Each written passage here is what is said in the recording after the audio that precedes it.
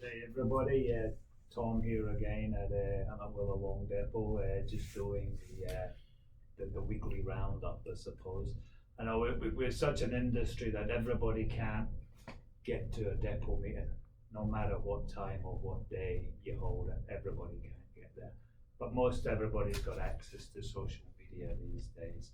And I'll just run a few things past you that's been happening in and around the place. Well, Labour Day is coming up, and once again, the march has been approved, and once again we've got buses leaving from most depots, and we're looking for a big turnout. You know, this year we're celebrating 160 years of existence for our union, going back to the beginning of the ARU, which we amalgamated with in the 90s. And so 160 years of continuous unionism in our industry. So what we're doing is, the theme is sort of retro, and we're asking people to wear their old union shirts. Pete, can I just get that? Okay. Yep. So what we've got there, Pete's got the picture up, and the picture is up around most depots. You know, for the past 10 or 15 years, we've had a different union shirt. So I'm sure you can find one in the bottom of your drawer somewhere, and wear that. Now we've got a limited number of new shirts, and that's basically because our suppliers have been, and a lot of suppliers have been busy making masks and things like that for the last year. So it's difficult to get them in, but we do have some. So if you don't have a union shirt at all, come and see your delegate, and we will try and acquire one for you. Okay, so that's the 3rd of May. Just look for the flyer in your depot to see if your bus is running, your depot is running a bus and what time it's leaving. Okay, that's that. Some good news for our casuals and our trainees. And good news is hard to come by for people in insecure employment. But the government has backed away from its threat to not allow the 0.5% super increase.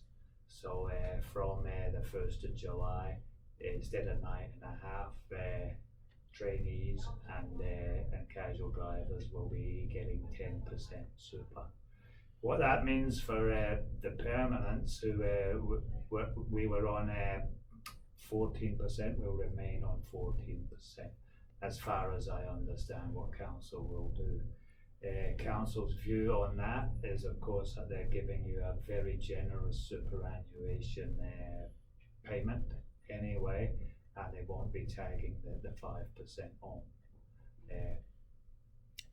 Not 100% agreeing with that, but don't see that we have any pressure that we can. What it does do, or what I will say to them, okay, it does allow then a 0.5% pay rise, starting from scratch, you know. So whatever we get next EBA, we can add 0.5% to, because council's got the money. All right. What else has been happening? Well, instead of privatising Brisbane City Council buses, Brisbane City Council seems to be taking over private operators. Many years ago, around 30 years ago, council subcontracted out to 2 private bus companies, Southwestern on the south side and Hornibrooks on the north side. Have been running subcontracted council services for nearly 30 years. Well, council's taking those tearing up those contracts, taking back that work, and that means that they get the buses that they don't have for the expansion, and they'll need at least 30 to 50 new drivers. There's 30 drivers involved in being paid off or being made redundant from those companies, and the union is pushing hard for them to be re-employed here at Brisbane City Council. The fact is they're experienced bus drivers, and the fact is council's going to need them. So just watch this space. Most of the expansion will happen at Sherwood Depot, but here at Willowong and Eagle Farm will get a share of that work as well, because because it's not just obviously it's all the work from Southwestern, it's all the work from Honeybrooks up Launton. So that's not just the other routes, it includes the school routes that they've been doing as well. So there's new school routes, and there will be route training if this work comes to your depot. There will be a route training package. You know, we had a bit of a dig at management yesterday because they've started the 109s, the rail replacements from Sherwood, and basic route training for the drivers was that they gave them a route map. And so the union said, well, you're asking for trouble. You're asking for trouble because, and council said, well, everywhere they go on that 109 route is covered by a route that we already do. That's not the point. It is new work. We are professional drivers, but we hope that we're working for a professional organisation as well, and there should have been route familiarisation. Hopefully the delegate will go in there and get it for the Sherwood drivers. Okay. Now your flu shots, there should be something up at every depot now for to get the flu shots done. I'd advise people to get it because for me when I was getting it worked. And that's the feedback that I get from guys, that the flu shot works.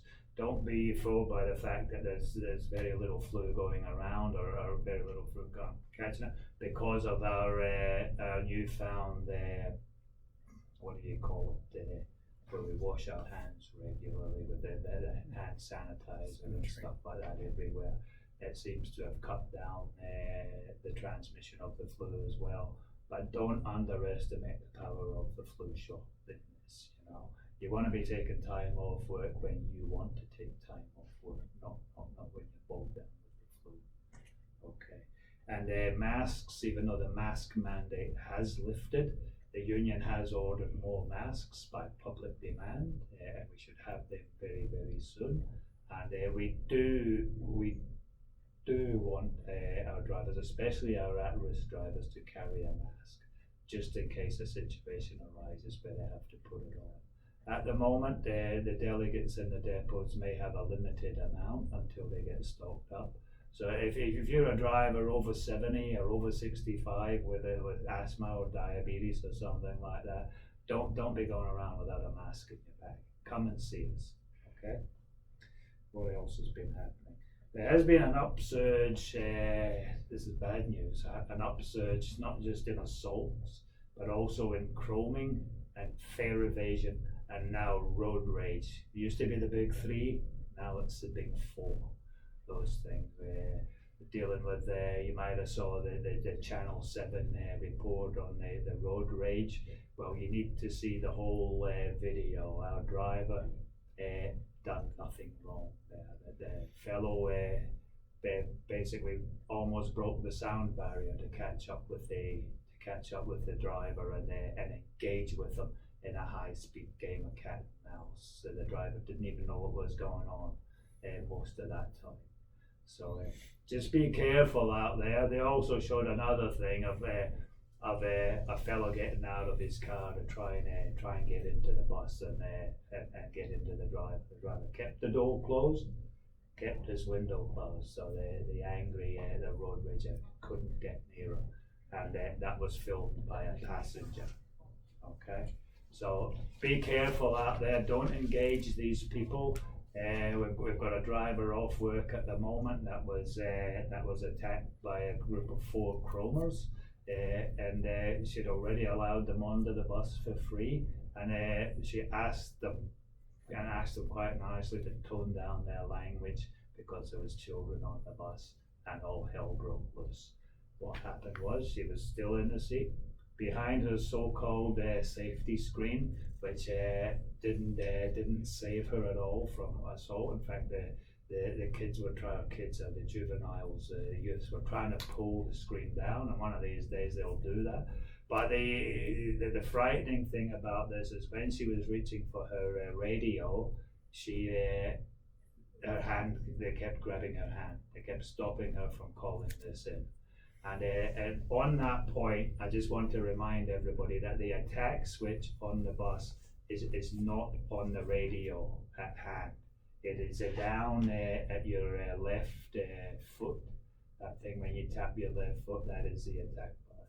And the way to activate it is, of course, to flick it up because it has a guard on it. So it's a double movement. You flick it up and then you press the button. It's been there, and this was decided 30 odd years ago by the union, because the fact is that the person that's abusing you or attacking you cannot see you activating the alarm. Okay, so what happened to the Willawong driver when they saw her reaching for the radio, it escalated the situation and put her in even more danger. But you're having to then repress the button when NCC ring you back, whereas by using the attack switch, it's live straight away, isn't it? Yeah, the attack switch goes live to NCC right away. It's a one-way system. All you've got to do is relay your location, your exact location, and they can hear everything else that's going on. And the sooner that the cops get there, the sooner they can make an arrest. The cops often get angry at Brisbane City Council because they don't get the information till it's too late, and they say that the sooner that they get there, the more chance there is that they can make an arrest. So get on to that. There is a flyer going around there, and it's been around for a long time. So we just got to get it up there and out there so that the new drivers understand what is in there, what is there for their safety. Okay, the casual exploitation dispute is in the commission, and we're just waiting for a date on that. And we're currently busy in our office. Our industrial officers and our lawyers are busy at the moment putting our case together, cutting down our number of potential witnesses. We had about 20 odd casual drivers volunteering and sending in statements and volunteering to take the stand, and because in a hearing, council will have the opportunity to cross-examine our witnesses. So at the moment we're just going through the process of cutting them down. I'll be one. I hope I can stand up under cross-examination. I'm sure I will. And but some other bus drivers may not be used to it, so we will brief them and let them know that they're not on their own. But the whole bloody union behind them when this happens. Every single bus driver. We need to present a good case, and this is very important to us because it's about dignity of work. How dare they try and say that a casual bus operator doesn't deserve to be paid the same as a permanent operator? It's bloody wrong. All right, what else has been happening? For the women's t-shirts, for any women that are watching, wondering where their t-shirt is, they're getting ordered. We were inundated by women, far more than I had anticipated. But it's ended up being good because we now go to a new supplier. Get the shirts that the women actually want. So we'll get the purple ones with Rosie, the riveter of women's places in her union, and with the International Women's Day purple. So they're coming, and we'll let you know as soon as they arrive. We've got your sizes. If you haven't ordered one, get your size into your local union delegate, and he'll get it into us. We will have enough to cover off all our women if we have to. So if you haven't put in a form, get one in. Traineeship numbers, the number of trainees is going to go up, and that'll mean that the number of casuals is going to go down. So I think that they've got 70 plus in the last induction, and that's good. That'll mean there's a small list order of merit, and that'll get eaten up very quickly. So within a matter of months, I imagine there'll be another expression of interest. So if you didn't put in this time, or if you missed that, one of the few that missed out, you're only going to wait a couple of months. Or if you're a brand new casual, don't be put off by the fact that you haven't been around very long. get it in. You got to be in it to get it. And as soon as you're in, you give your intentions that you want a traineeship, the sooner you will get one. The last thing I will say is that you remember the fact that our casuals were left out of the 2 days COVID bonus that every other council employee got. You remember that we got a petition up. We took that petition to the Lord Mayor. The Lord Mayor rejected the petition. Well, you know, I didn't get to where I was in the union by giving up easily. And what I've done is I've reported the Lord Mayor and his cohorts to the local government ombudsman for the way that they have dealt with this petition and the fact that their decision is unfair. So I'm waiting to hear back from the ombudsman, and I'll let you know how that goes. That's all I've got for you at the moment. Hopefully I'll be back next week with more news. I've got to shut this down and then get out of Garden City and hopefully sign up some new members. So thanks again, and I'll see you soon.